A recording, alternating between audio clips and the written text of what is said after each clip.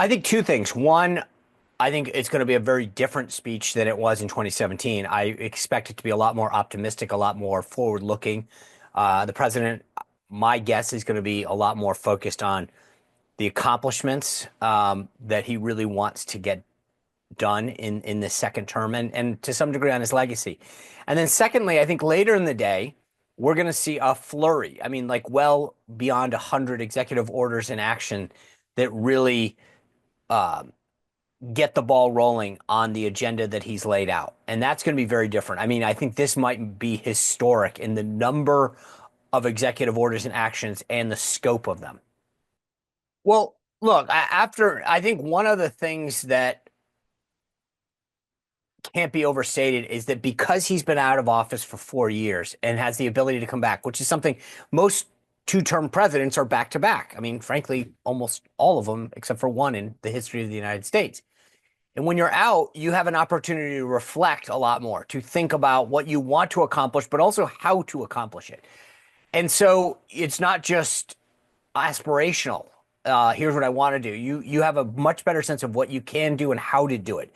So I think that you're going to see policy, discussions in energy, in immigration, tax reform, spending, all of those things, because you know a lot more going into your second term. But again, it's not just the second term back to back. He's had time to actually think and digest. What did I do in my first term? What didn't I get done? What do I really want to focus on? And that's a very unique thing that he has the opportunity to do that most, two-term presidents don't.